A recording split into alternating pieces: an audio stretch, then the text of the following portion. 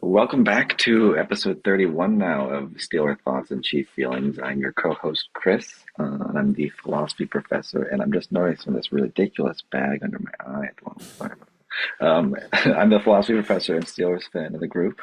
The fatigued philosophy professor. Yeah, I guess that's right. And I'm Ajay Nair. I'm the psychiatrist and Chiefs fan in the group.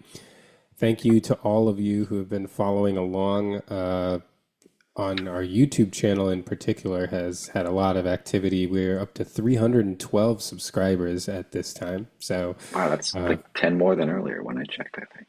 yeah, it's building fast. We've gotten 32 we got yesterday. So it's thank you all for paying attention and joining on. And thanks to those of you who download the podcast wherever you download podcasts and who follow along on social media at STCF715 on TikTok, Twitter, and Instagram.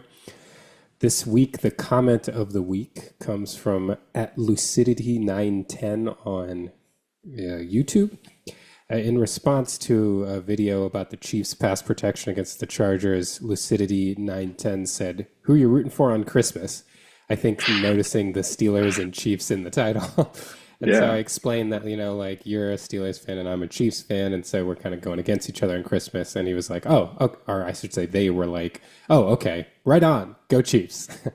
And that is the comment of the week. maybe that'll be a good one for our audience draw because that'll probably be like the game of the week, right? And it'll actually be good this year, or at least it'll be interesting this year. Usually it would just be the Chiefs are going to win, no doubt, but at least there's stuff at stake in it, so yeah, that should be Well, fun. one caveat being that if the Steelers, let's see, the Steelers would have to lose a game, the Bills would have to lose a game, and the Chiefs would have to win the next two, and the Chiefs And then could it's right. theoretically rest people. Ooh, that would be a bummer in some respect, although probably good for you. I mean, I hope this is a meaningful game in some capacity, although in some sense, I guess I'd rather play your backups. But I don't know. That's a tough one because I'd rather It's play your backups also and still have the one seed at stake, but we wouldn't have that. it's also hard for me to believe that Clark Hunt would be okay with the Chiefs resting starters on like the first Netflix game on like Oh, Christmas Day. Like it's a big spot for the league, but Clark Hunt also defers to Andy Reid. I don't know. I People have made arguments either way on this, and I honestly don't know. I don't know whether I feel like because I don't believe in the like rest part of it. I think we would just rest people for that reason. yeah. Like, it's like we've played deep into the playoffs every single year. I think it makes sense to take it'll be Mitch Holthus, the Chiefs radio announcer, said it would be like another training camp essentially, like having that much time off. But there is the like financial Clark Hunt being an influential owner part. This is the first Netflix game. It's a Christmas game. Yeah. So I don't know. It would be interesting. I Yeah. could hear arguments either way. That would be interesting. I wonder if Netflix, I mean, they're not going to have any say in it, right? But you would imagine them trying to have a say in it. Like, you should really play them. Um, I do think that Clark Hunt secretly is just hoping we don't have the number one seed locked up before that game. you keep switching from headphones to no headphones, but am I here? Yeah, I can hear you. Okay, good. All right. Yeah. Well, okay. There's a wrinkle there. I mean, you also have a pretty. I mean, you play the Browns. I mean, we can get into that, but predictions. I mean, playing in Cleveland, I will tell you, is not as much of a cakewalk as you might have thought. At least for us. But I think you'll be fine. Well, I definitely don't think any game is going to be easy for us, as we've proven all year. It's like we could lose either of the next two games before the Steelers game for sure. And it would require, I mean, the Bills do play the Lions this week, and then you all have the Eagles, then the Ravens. So it is Yeah, we don't. possible It's that the not Bills easy. lose one and you lose one. But Yeah. I mean, the Chiefs could lose any of their remaining games. Um, which actually brings me to the next point I would make about the Chiefs Steelers games. I'm actually kind of surprised by how much all Chiefs related one seed discussion just discusses the Bills. like I like there are not a lot of Chiefs fans taking the Steelers seriously as a possible one seed team. And I get it a little bit because your schedule's really hard. But at the same time, I would not discount the possibility that everyone's looking at the Bills and the Steelers might be a contender for the one seed as well.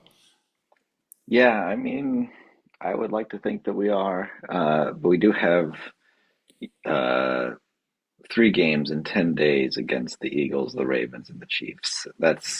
And 2 of them are away. It's just, I mean, how are you getting out of that without at least one loss?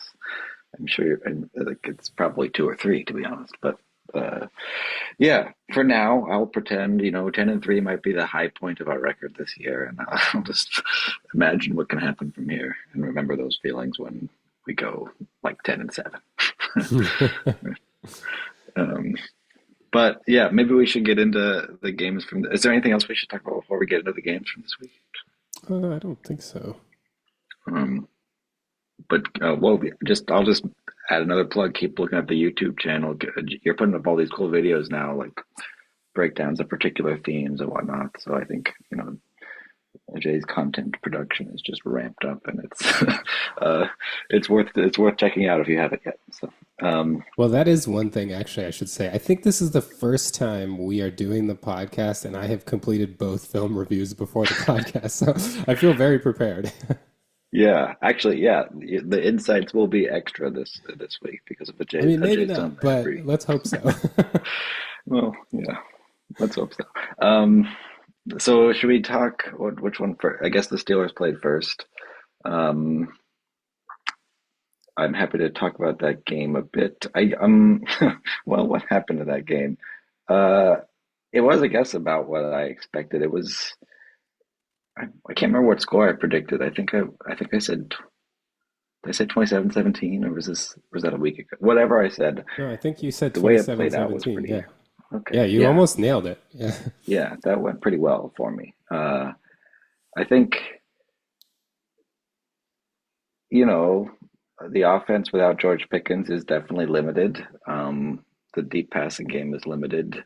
Mike Williams finally got another catch. I've been waiting a while for that. Wait, he had only had one all year so far? Yeah, it was that It was that touchdown. touchdown? That was it? I didn't I realize don't he even didn't think even he have had. like a 2 yard catch or anything. I mean, there might have been, but I don't even think he had targets for a while in a couple games there. So, um, but it That's does really sound like we funny. were expecting him to be a bigger factor down the stretch here. Like Mike Tomlin has said, he's been big in practice and made big impact plays there. So it seems like Pickens will be out this week and maybe longer, which was really our big worry scenario, right? Like, what's our weakest position? Probably wide receiver, at least the one with the least depth. And if Pickens goes down, who's behind him? And that's where we are right now. So, um, yeah, I don't know, but I guess we leaned a bit on Freiermuth, which was fun to see him actually step up there. And yeah, the running game was pretty solid, I guess. But it was a kind of game where it's like, I guess we're the better team, but it's just because we made a few key plays, basically. Yardage wise, it wasn't. I think they outgained us. We only had like 300 some yards. But again, it's probably just because we had scored early enough that we could afford to kind of shut it down more than they could. I don't know. I think we're going to have trouble against the Eagles. I mean, I can't think about that game without thinking about what's coming next week for some reason. But we're going to have trouble against the Eagles, especially without Pickens. I think they're just going to run all over us. That was what you know Cleveland can bully us along the offensive and defensive lines, and I feel like the Eagles can probably do the same, at least along their offensive line. So I'm worried about Saquon Barkley. Um, I don't think we're going to stop him very well. So that'll be interesting to watch. But focusing on this game, if I can, um, Cam Hayward is awesome. I feel like I didn't appreciate, he was injured for a lot of last year. I didn't appreciate how much that affected him. I thought he was just sort of getting old. Um, but he's having one of the best years of his career. I think he's the kind of pressure he's getting. I mean, did he jump out in the film breakdown? Because he jumped out sort of from the highlights, I thought. Yeah, he jumped out, and Landon Roberts really jumped Yeah, out. Uh, It's interesting because even though the Browns have a really good offensive line, I felt like when they really wanted to run the ball, the Steelers defense made plays. Like when it was like we got to, that fourth down, Yeah, or when they were trying to pull people, there was a really interesting like sweep where Landon Roberts just like destroyed the pulling center. But the funny thing was, even if that hadn't worked, the pulling guard got like completely nailed by Alex Highsmith. Like, I just felt like when it was like gut check time, it's like we got to stop the run. I felt good about the way that the defense played in those situations. yeah. I guess that's a good change of pace for us. I think we had been getting, fewer stops in the run game than I would have liked. Sort of less dominant run stuffing than you might hope for. But yeah, if we can, I mean, the Cleveland Browns running attack is, I mean, maybe I have an overinflated sense of it, but I think it's a good attack. Because they just because they always bully us, but so it's good to see that we can get some stops. And I did think, yeah, Landon Roberts, some of those plays were sort of like reminded me of like Troy Polamalu or something, just like flying in, knifing through the defense and making a tackle in the backfield. So, I Yeah, don't I know. made the Derek Johnson comparison on the film review. He really Okay. reminded me of Derek Johnson on that fourth down stop, especially. Yeah. Like that was really something. Yeah. He says he wants to retire a Steeler, so I'm happy about that. I think his contract's up after this year, so we'll have to he's willing, I guess, to negotiate. So, um, yeah. What Well, else is there? I'll interject. Just you brought up Palomalo. What's really funny is that so T.J. Watt on the first defensive snap of the game, like kind of just shot off the edge and tackled the linebacker 5 yards in the back, or the running back like 5 yards in the backfield. And my initial thought was like that the way he just knew what was happening. He wasn't worried about the bootleg play action. He it just reminded me so much of Troy Polamalu. And so I was like, you know what? I'm going to go back and look at some Troy highlights and try to clip them in. And I decided against that because the Troy highlights were so good that it was just like, no, this is going to make this point look really stupid. Like, no, it doesn't look like Troy Polamalu at I think, yeah. all. Maybe I should stop making those comparisons and I should watch some Troy tape because, I mean, it's unreal. Like it's funny, you build up stuff from the past. Like is not the case with Troy Polamalu. Like you go back and yeah, see some of the individual plays he made, and it's just like this guy's like, how does this exist? It's crazy. yeah. I think okay, that's fair. It's like Niagara Falls. Like when I visited Niagara Falls as a child, I thought it was like the biggest and most amazing thing ever. And then I visited last year, and it was still really big and really impressive, right? Troy Polamalu was like Niagara Falls. I guess that's the point here. But I do need to go watch some because I do frequently make comparisons with him. I say like Landon Roberts is playing like him or TJ Watt, but probably no, they're not. Right? Troy was special. I would particularly advocate for it. Someone on Reddit posted this video that's like a compilation of all the times Palomalu jumped the snap, and it's striking. It's really striking. Like is midair at the snap, basically over the quarterback. Midair, or sometimes he's like knifes through. Like he's timed Oh it yeah, I so well remember. that Yeah, the alignment can't even like get like step back in their pass sets. Like yeah, it's like it's sideways in the A gap as it's being yeah, snapped. Yeah, exactly. And like right. the line, it looks like the offensive line haven't even moved. Like it's really crazy. Yeah, I remember one or two of those. Yeah, he was quite a player, man.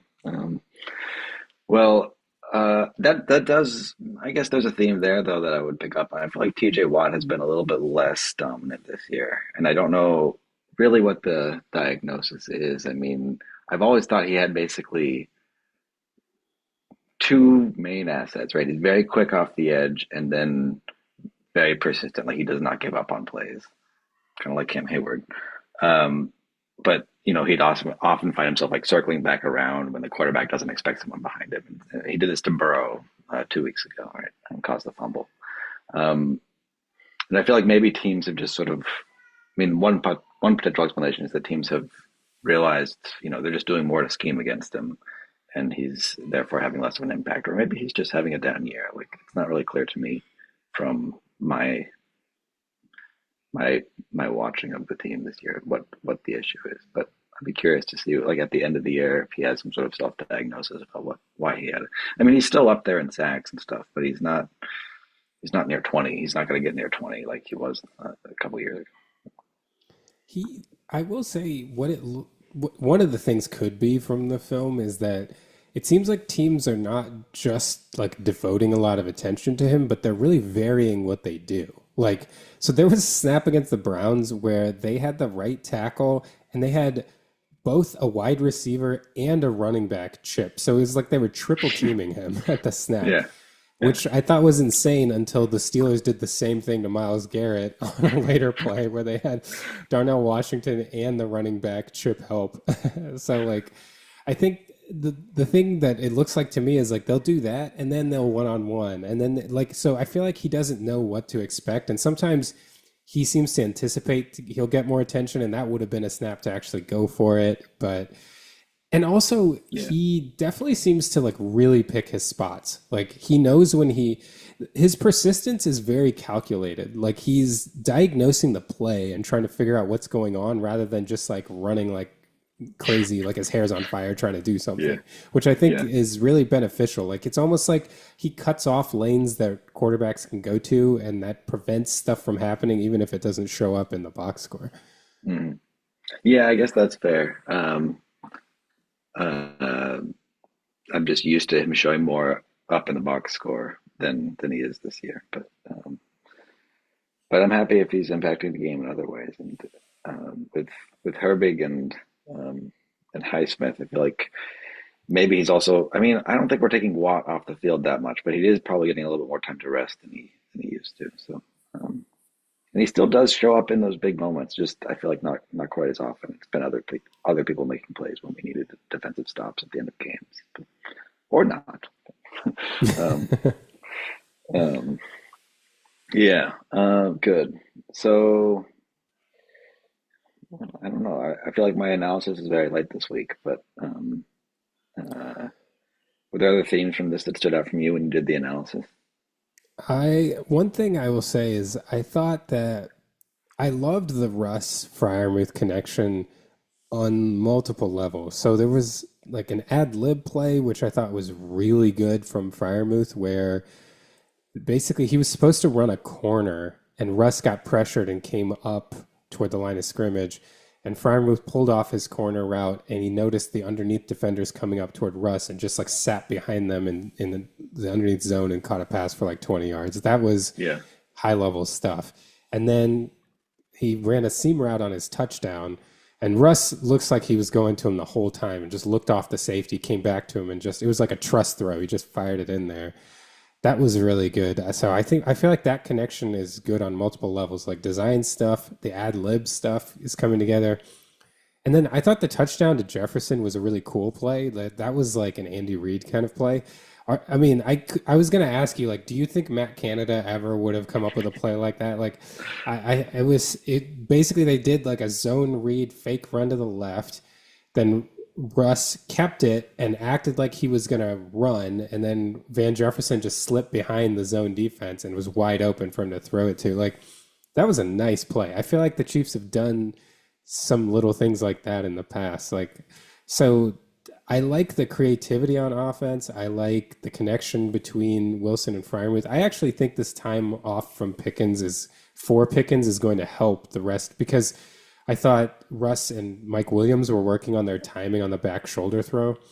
yeah, On that note, I will say that I thought they were calling OPI really tight in this game. I thought mm, both the call on the Steelers and the Browns, I was like, I don't know. Like I feel like both teams kind of got that. It wasn't like not OPI, but it was like we see that stuff all the time. Like Mike Williams had his hands on the back of the defender, but I don't think he pushed off. And same thing for I don't even remember that receiver's name, number 81 on the Browns. I think he was being guarded by Elliott or Jackson. I always confuse the two because it's 25 and 26.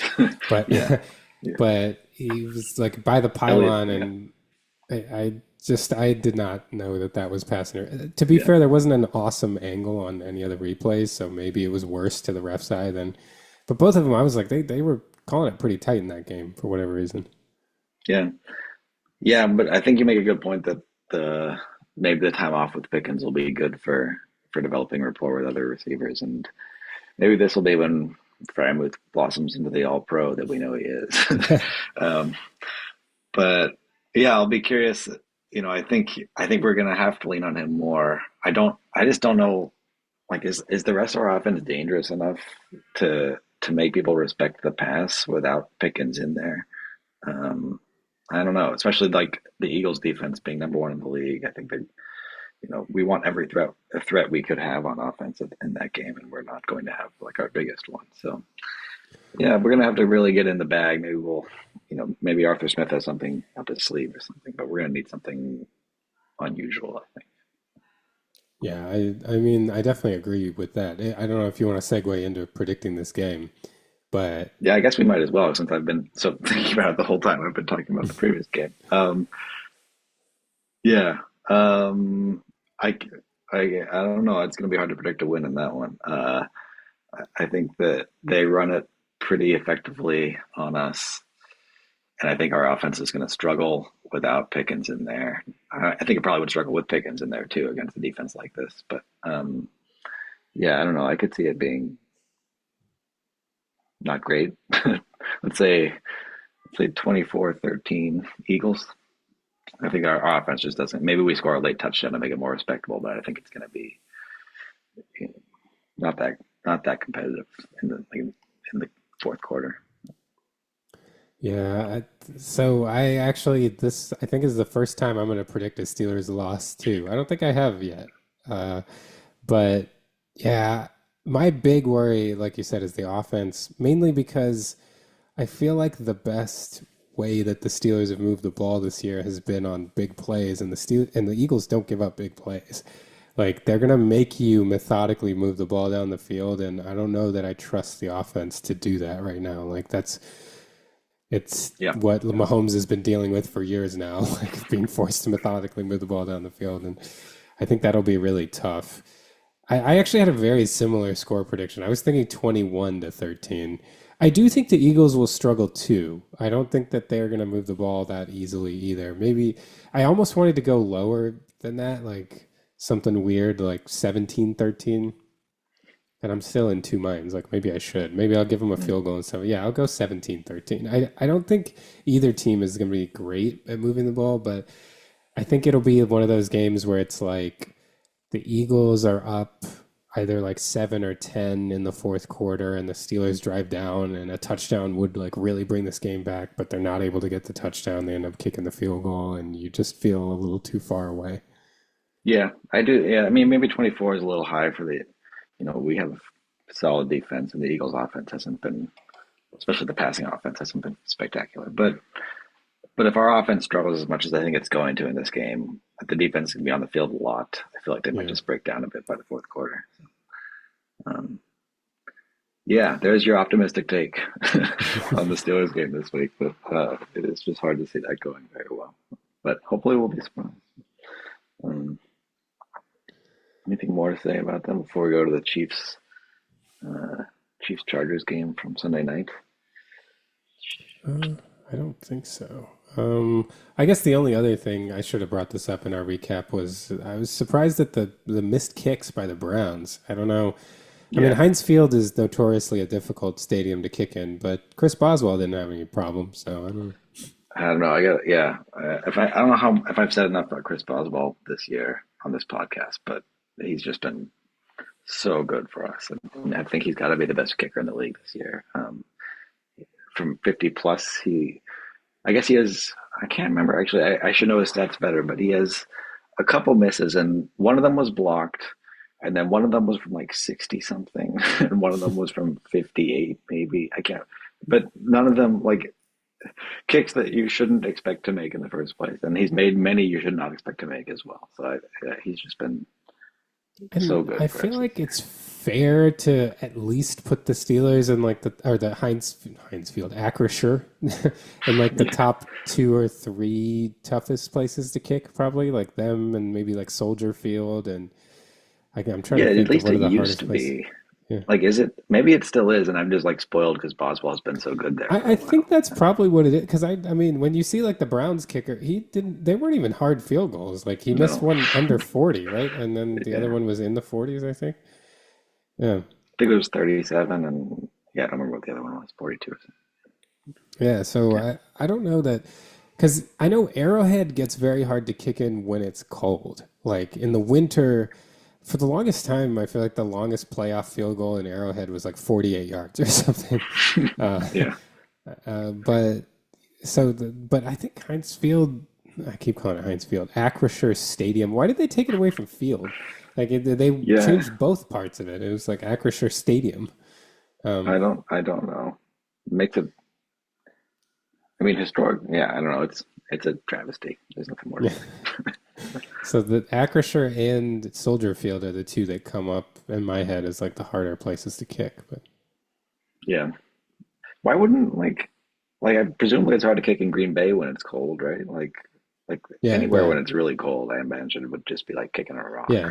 It's like, but, um, yeah, I mean Boswell's been awesome. Um, and is there anything else I should? Well, so okay, so maybe let me say one more thing about what like we're gonna need Arthur Smith like deep in his bag next week about this game against the Eagles. He's got to be deep in, and maybe we have like a heavy dose of Fields. Like that's some Oh, wild card there. I feel like could be, and Fields would be the natural wild card. I think with Pickens out with a limited offense, what can you change up? Maybe we have some like really heavy Fields packages where I don't know what we do, but when Fields is in there, everyone expects him to, do some. He's going to run it basically, but we'll see. maybe the Eagles won't know that. I mean, the Bengals didn't know that, and the Ravens didn't know that, and the Yeah, Browns didn't. yeah, I don't know. We'll see, but it would be the time when you need to get creative if you're going to do it. I think. Okay, should we go on to Chiefs Chargers? I know we have to take a break in a little bit, but maybe we can get some discussion in before Yeah. that. So, how'd you feel about it? This I feel like I felt better even in the moment than the Raiders game. Um, I don't know about comparing it with the Panthers game. Maybe a little better too. It's weird because very much like the Raiders game, the Chiefs had like a couple bad drives defensively, and they also struggled a lot with pressure. Those were the two like prevailing narratives. I will say, I guess since we don't have time to get into like tons of detail before the break, I found it interesting how much the discussion was, and I shouldn't find this surprising at all, about the game was that the Chiefs were lucky. Because I didn't find a lot to be lucky in that game. Like, I could totally see people being like, yeah, these close games, it's not sustainable. Like, yeah, I'll hear that argument. But, like, We've heard this for a long time as Steelers fans too, and it does seem sustainable, by the way. So I don't know if you should worry about that. yeah, but I mean, especially when your quarterback has, like, Patrick Mahomes is winning. Patrick Mahomes now is, I think it was 26 and 26 in games where he has been trailing in the fourth quarter. Uh, So he's 500 if he's losing the fourth quarter, which I feel like is pretty crazy. Yeah, Um, actually, I honestly would have thought that would be higher for him. Like just watching him play. But anyway, yeah, that's still very good. and I I think partially it's because the field goal hit the upright to the game-winning field goal, but to me, it's like it would be unlucky if you missed a 31-yard field goal to lose a game, right? Like Yeah, it's not lucky that you made a 31-yarder. Like I feel like and there I weren't like mean, any weird penalties or weird ball bounces that went our way. Luck was a surprising narrative in this game to me.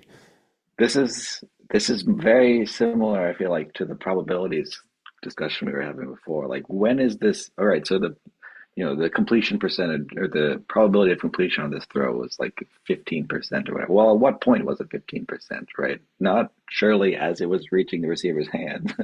Likewise, like when was this lucky that the kick that they made the kick? Like certainly not when they were lining up for the kick. Maybe as it was like a couple feet away from the upright, it's like, oh, that's looking pretty close.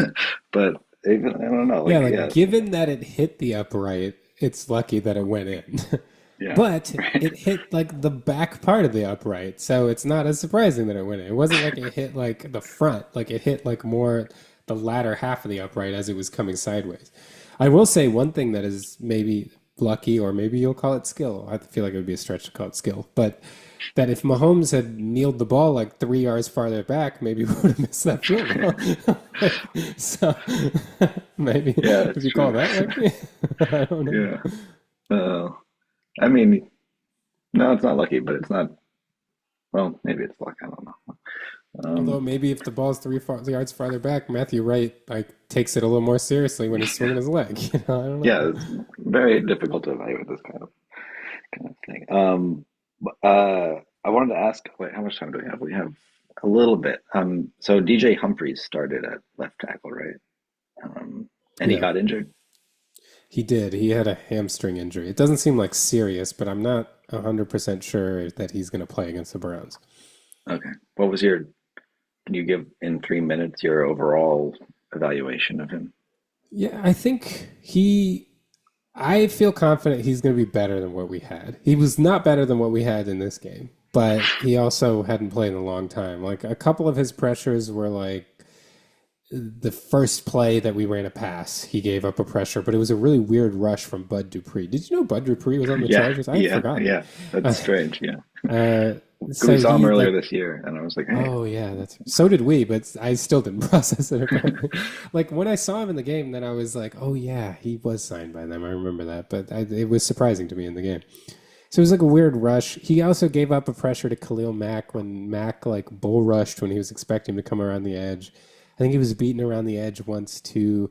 So like he had some rough snaps, which one would expect. They also he and Tooney messed up a stunt, but again they haven't worked together before. So, but he looked like nimbler than I'm used to.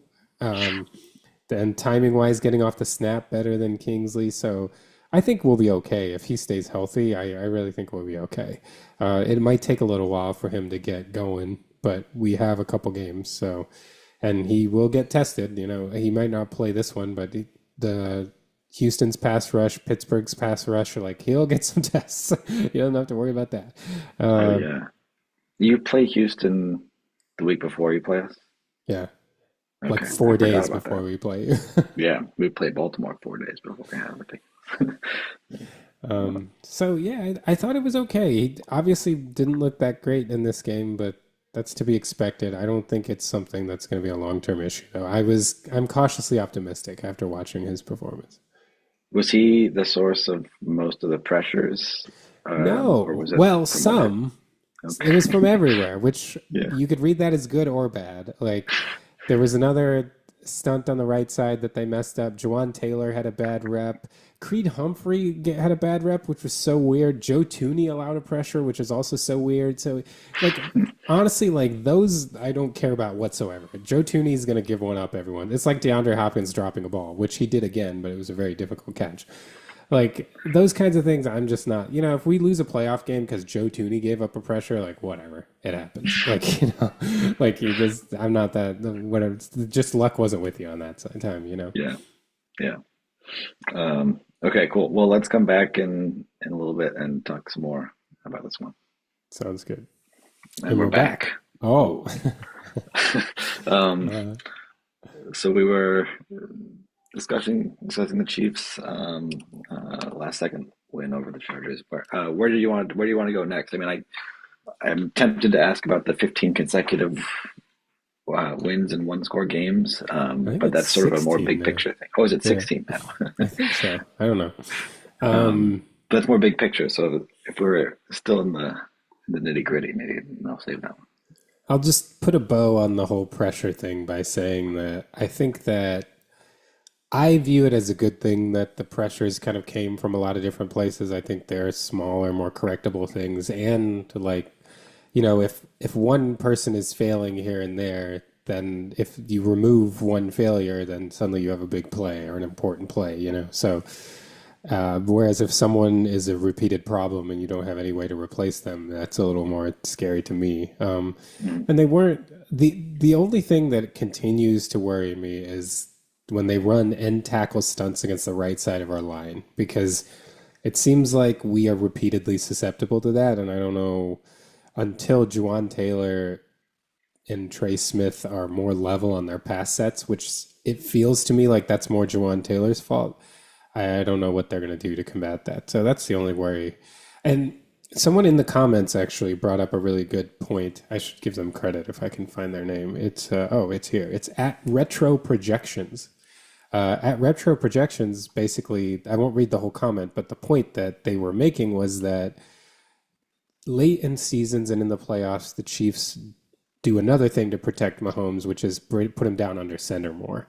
And I think that's true. You know, they do run plays from the center. The angles for pass rushes are a little different when you're coming from under center. True, he has to put his back to the defense for longer, but I do think that that's probably one reason why he often stays pretty clean during the playoffs. So it'll be good to watch now that we've reviewing the film. It'll be good to see like what happens in these later games, whether they go under center more.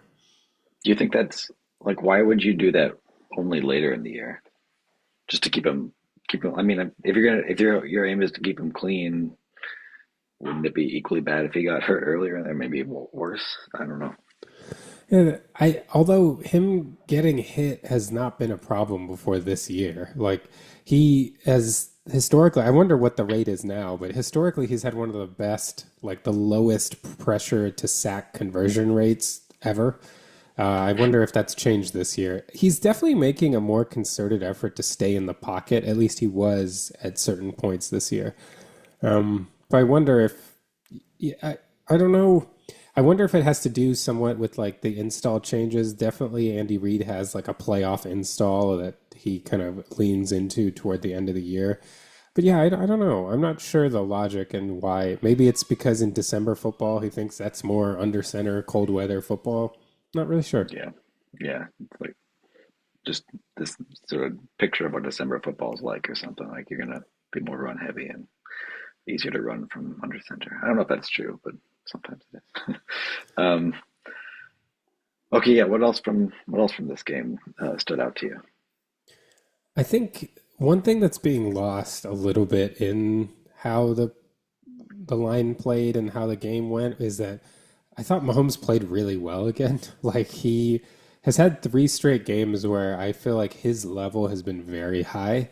Whereas, there were definitely nits to pick earlier in the year with how he's been playing, but I don't know. I thought he was really good. He made some unbelievable throws. Like his throw to Xavier Worthy in the second quarter, they had a drive where he's like fading to his left and throws it across his body to his right as Worthy is crossing the field left to right. Like that throw, I keep looking at it. Like that is just an unreal throw. And then his Yeah, connection that's with one. Worthy.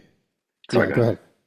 I was going to ask about the worthy on crossers. Seemed like it was more prominent in this one than in previous games, and I think like that should be a weapon, right? Him getting him manned up and then on a crossing route, he should be able to get open pretty quickly. Yeah, and I remember, I think it was against the Panthers, if I remember correctly. He went over on a crosser, and had he broken one tackle, it might have gone to the house. When they play man coverage and he gets on a crosser, he's fastest guy in the history of the combine. Like if you hit him on the run and he can actually keep going, it's going to be dangerous. So yeah, Yeah, I do like that a lot. Um, but even more for Worthy to me was that 3rd and 10 play on the last drive where he was running a post route and then saw Mahomes was in trouble, broke it off, found an area to sit in the zone. And Mahomes, again, like this is worth watching for the people watching this. Like Mahomes, like is moving left again and jumps and throws a pass.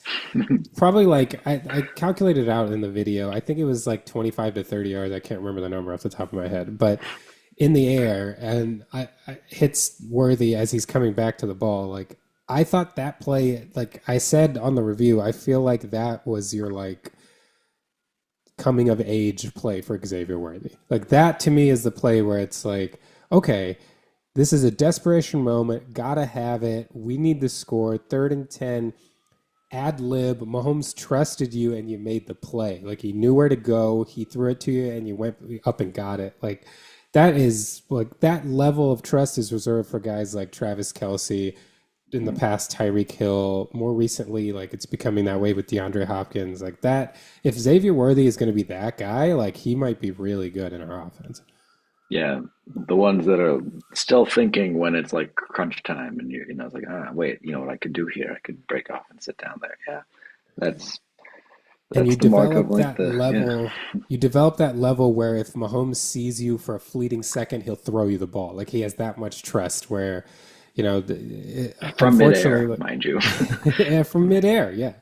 Like, and he used to, in 2018, 2019, I feel like he gave that trust to pretty much everyone. He was just like, I got this. But now he's a lot more selective. Like, you can really tell when you watch these last drives that Mahomes doesn't do this early in games, and I think it's because he's willing to punt the ball. And then when it's like, okay, we can't punt anymore, he's like, I'm just going to throw this up. And that's when his brilliance comes out. I don't think Mahomes' level has dropped. I think he's just gotten so much more judicious with the ball because he can't he used to be able to do it all the time and defenses wouldn't expect it and he would complete it. But now teams know him. So he saves that like extra level for the really important times in the game. And I feel like if that same situation happens in the first quarter, he's not throwing that pass.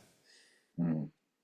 Yeah, that makes sense, and it also is why probably you're not too worried about the offense.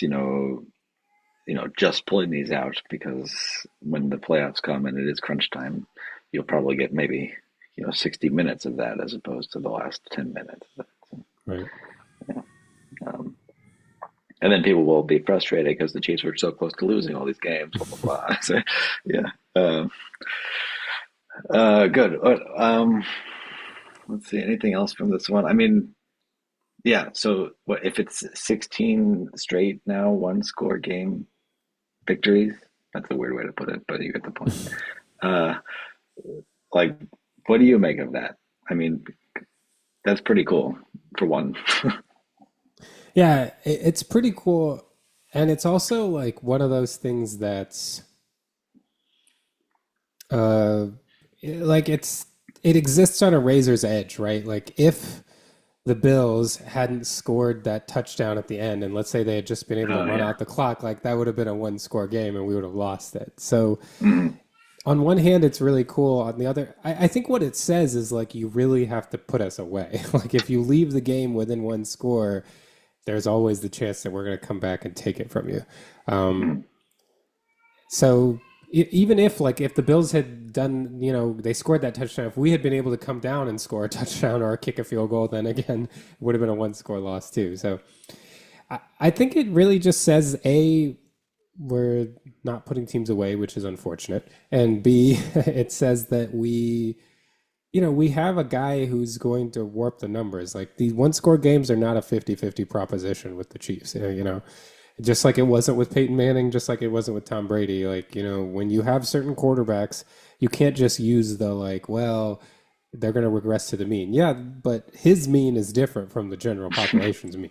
His mean yeah. might not be 16 in a row, but his mean might be winning 70% of them instead of closer to 50. Yeah. Where do you put?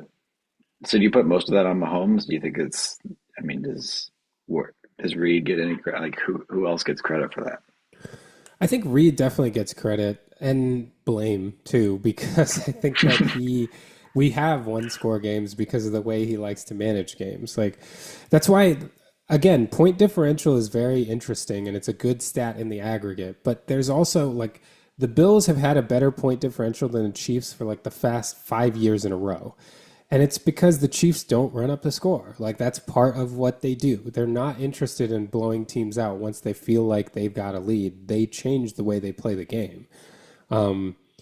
And so in that sense, a lot is on Reed, right? Because Mm, games that didn't have to be one score games sometimes become one score games because of that. But at the same time, I do think Reed is good at dialing up big plays and big moments, understanding when he does need to let loose a little bit, what matchups he needs to do certain things for. So, yeah, I think it's a combine. And the defense, Spags has been really clutch.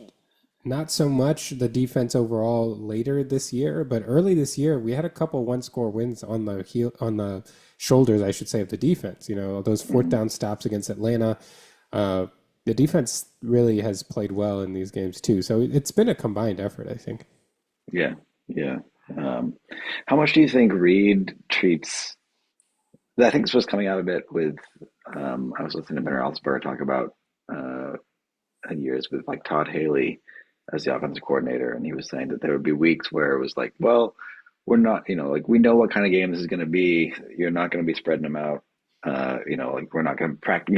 We'll emphasize the run in practice because we're going to be run heavy this week, and sort of just deciding what kind of game you expect it to be. How much? I guess there's two questions here. Like, do you think that's a good move? I guess it's a good move if you're good at it. Do you think Reed does that a lot and just sort of, uh, or do you think his management is more within the game? Let's just like do what we have to do, basically.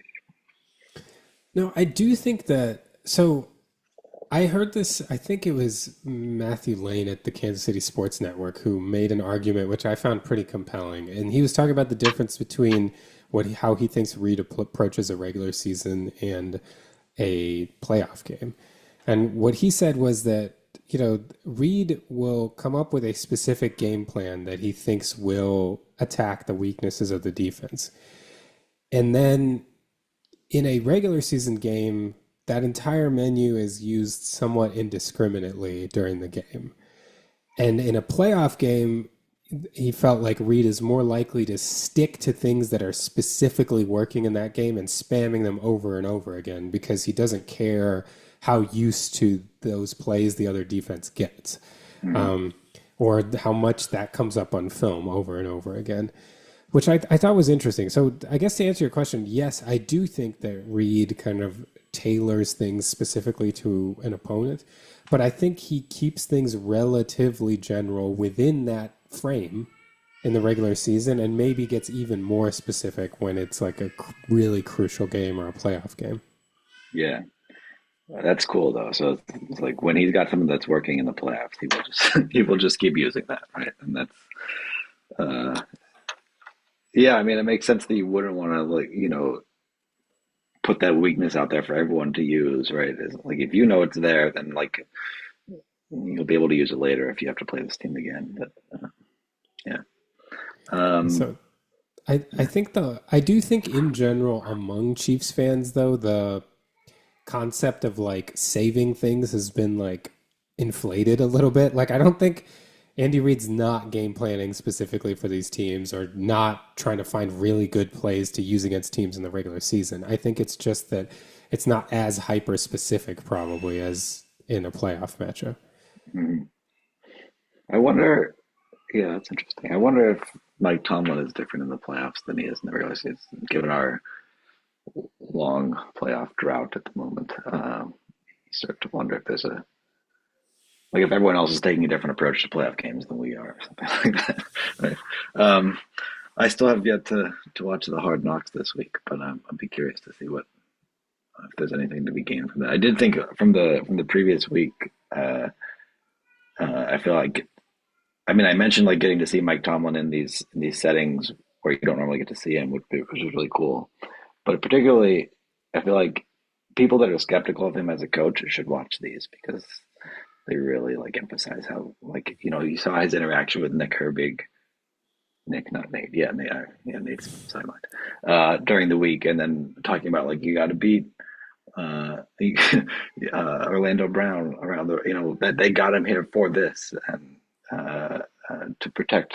And you need to kill Zeus. I guess his middle name is Zeus. His Right? nickname is, um, yeah, because his dad's nickname was Zeus. So I oh, think okay. his, yeah. Yeah, but that whole thing, and then he does it in the game and like beats him around the edge and causes a strip sack. It was just like really cool to see that happen. And Tomlin like focusing on it all week was awesome. Um, should we talk a bit about other games this week? I don't have a ton. I mean, I saw some of the Bills and Rams, which Or was do you want was to fun for both of us. predict? Do you want to Oh yeah, predict the sorry. Chiefs game first? We should predict the Chiefs game. Yeah, you should go Why don't first you? though. Well, I don't know. You know the Browns well. That's So true. I, well, I feel Okay. like I think the Chiefs are going to go. So this is completely based on something that happened in 2018. So this might be stupid, but Andy Reid has a history of trying to get people to score when they're from a particular place. And Travis Kelce and Kareem Hunt are both from Cleveland. And when we played in Cleveland in 2018, It was 2018. I think they both had two touchdowns. um, Now, I don't think our offense is that offense, obviously, but I do think they might both score. Um, Definitely, if there was a ball at the 1 yard line, I'm pretty sure Kareem Hunt's going to be the running back in the backfield. Um, Or I don't know. Kelsey will run it He's done that before, yeah. in. Yeah. So yeah, I'll say something. I think the Chiefs get a couple touchdowns here. I think I'm waiting for this offense to look a little bit better. I'm going to say 23-13 Chiefs. Yeah, that's pretty close to what I was thinking. Uh, yeah. I think like part of me wants to pick an upset here, but the more I think intelligent part of me thinks that is stupid, and that this actually will be a fairly fine game for you. Yeah, I'm in the ballpark of like 24. You said, what did you say? Did you say 23 23? to 13. Yeah. Yeah, okay. Well, if I go 24-13, then I'm not making the exact same pick. Uh, yeah, Isn't that I the could see same that. score you said for the Steelers game? Just Yeah, the it's gonna be Steelers in two. 24-13. Yeah, yeah. Both games will end the same. That is also a prediction. Um, But and before we come off of the predictions, I should say I feel like you kind of nailed both games last week. You had the 27-17 was your prediction for Steelers Brown. For the Chiefs Chargers, you said 21-20, but I feel like you got the spirit of the game entirely. I mean, it was 19-17. Like yeah. I was much more optimistic about the Chiefs' performance in that game, and as the game was going on, I was like, because I was so disappointed the way that you had predicted it. I was like, crap, because you're usually right, and it turned out to be right. Well, it was a good week prediction wise, but uh, it's probably a fluke. We'll see how this one goes. Um, I did not predict the Bills losing to the Rams, which was fun. And again, fun for both of us because the Bills are right there with us, making us both uncomfortable. You more than us. I don't think we're that uncomfortable. We're just trying to play spoiler, basically. Uh, but yeah, that was a not something I expected to happen. Rams like suddenly lighting them up for 44 points. Yeah, I don't know. Uh, it was a fun game. I wasn't like paying that much attention to it, but it was on while I was present, and yeah, I mean, it just kept going back and forth. The Rams had I think they had a two-score lead at one point, and then the Bills came back and made it yeah. I interesting think they again. even got up. They were up 31-14 or something. They were I think up it was by 38-21 at one point. Yeah, oh it's something like that. Maybe also 31-14. Um, yeah, but yeah, that's cool. I mean, I don't have any good analysis of that. Otherwise, I would give it to you. But yeah, that was it was good. It does make so. I guess the Bills are still the two seed over us, probably because of a better conference record or something like that. But we both have three losses right now. But you have a nice cushion at this point. Um, you should be feeling let's pretty good, I think. hope it stays. Yeah. Um, any other games that you should have mentioned from last week? I didn't. Again, I didn't watch a ton of them, but Well, I know we were invested in the Lions losing to the Packers, which didn't come to pass, yeah, but our reason for that was that we wanted the Bills to lose to the Lions, but the Bills lost to the Rams, so that helped out. Maybe they can do both, and that will help us greatly. yeah, that would be great because then we would be well, assuming we win out, or at least don't lose to the Eagles, which is very unlikely, I think. But, yeah, we could be in the two seat position. Um, Ravens had a bye, I think. It's just very Yeah, late Ravens for a had a bye. bye. Oh, I will just bring up that the Panthers almost beat the Eagles, which makes me feel a lot happier about our game against the Panthers. They seem to actually be a live team. Yeah, I guess that's the my read on that was maybe the Eagles aren't as good as their Maybe. record looks. But that was the optimistic take for me going into the Eagles week.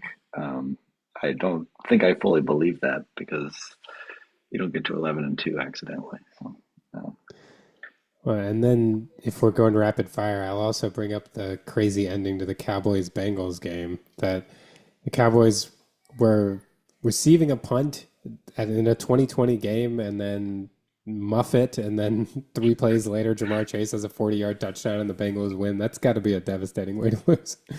Yeah. Yeah. Surprising that I think the Bengals didn't handle them more easily. Yeah. But maybe I have an inflated sense of the Bengals offense because they put up 38 on us. Um, or well, I guess 31 with the defensive touchdown. Yeah, Jets lost again. Aaron Yeah. Rodgers is having a good season. And I know we're about out of time, but I'll just say parting thought. I think there was a lot of Josh Allen MVP discussion coming after this, interestingly, after a Bills loss, Mm, because of how he came back in the game. And all I will say, because I did hear multiple people saying that, maybe right now you'd rather have Josh Allen than Patrick Mahomes. And I'm just going to say he came back from 38-21 or whatever, but he also went down 38-21. So, yeah, yeah, that's good. I don't think who in their right mind would really want Josh Allen over Patrick Mahomes right now. I can't.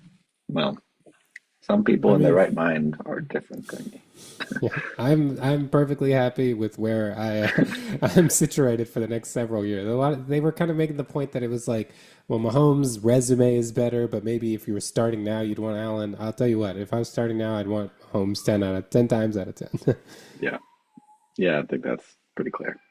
Um, all right, well, good. Hopefully, we have a surprising Steelers result next week to talk about, and hopefully, Chiefs survive the gauntlet that is Cleveland. Um, Well, I don't think it'll be easy, so it might feel it probably it almost certainly will feel like a gauntlet. Yes. what does a gauntlet feel like? That's interesting. Anyway, what actually, like my understanding of a gauntlet is it's like a hand cover, right? Like the knights Yeah. wore. So where did So that how is come that? from? Yeah. Yeah. Well, maybe we'll get I you the don't. answer next week. Yeah. Well, can't it also be like uh, it's like, aren't certain like obstacle courses described as gauntlets or something? But you're Oh, right. I really? think the original thing is something on your hand, right? How did they Yeah. get to that? I don't know. I'll look I this don't know. up. And This is not clear to me. All right, next week we'll talk about gauntlets. all right. Well, thanks to all of you that follow along. Check us out on social media at STCF715 and download the podcast wherever you download podcasts. We will see you soon. Until next time.